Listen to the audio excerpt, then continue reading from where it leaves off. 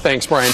He's led a life of service, first serving our country in World War II, and then for a small beach community in New York. But now the same village he has grown to love is turning on him, trying to seize his livelihood. Grocery store owner Frank Whitney, along with his sons Chip and Scott, are battling village officials for the store that Frank bought more than 20 years ago. They join us live right now. Good morning to all of you. Good morning. Okay, so it all comes down to Sandy. Sandy did a lot of damage to your store. They say that over half of it was destroyed, and so you need, what, special permits, special authorization from the city to continue? Yes. Right. Well, what they're claiming is that it's actually out of their hands and that it's really a FEMA issue. But in reality, this was their initial contention, but we have since foiled, through the Freedom of Information Law, foiled their documents, their engineering reports.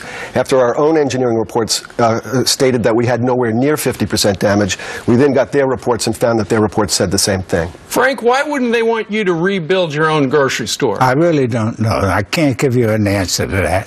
What do you think? I think they want to control the property for their own reasons.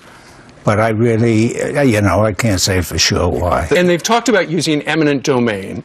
Yeah. And beyond talking about it, they've actually filed it. So that process has started. Well, what do you think they're trying to do? They're trying to control the property. Why would they want to? It's the only commercial property in Saltaire, and they want to ensure that it remains a grocery store. So you think they want to be able to handle it and control it and put something brand new and shiny there on the beach? I think that's more likely what it is, because they know that the Whitneys, I mean, we've only been in the grocery business. We've been in the grocery business on Fire Island for over 45 years, so I don't think that they're worried about us changing it. But I think what they're worried about is that if someday, if we sold it, someone else might change it. Okay. Well, we got a statement from the city last night, and it reads in part this. Throughout the past year, we have been trying without success to engage the Whitneys in substantive discussions to advance what they now claim to be their primary objective, which is to renovate and continue to operate the market. That said, however, at various times they have clearly stated their inability or unwillingness to undertake the renovation requirement. And, despite statements to the contrary, no building plans or architectural drawings of any kind have ever been presented to the village for review. How do you respond to that? Well, for one thing, they don't need architectural plans. We don't need architectural plans to rebuild the store. All we want to do is put it back to the way it was, only newer and more modern. Right. Well, I would respond by saying, here are 400 applications submitted by the damaged buildings in the village. Every one of them is a single page, and every one of them is approved. The only building that's been turned down is ours. And they have a private membership yacht club that sustains much more serious damage than we did.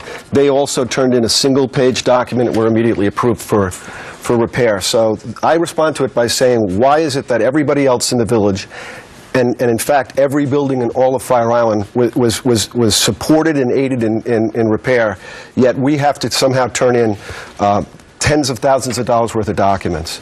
Frank, if they wrestle this control away from your family, what's that going to do to you? Well, it's devastating. We've lost our living. It's much worse for Chip. Chip's raising the family.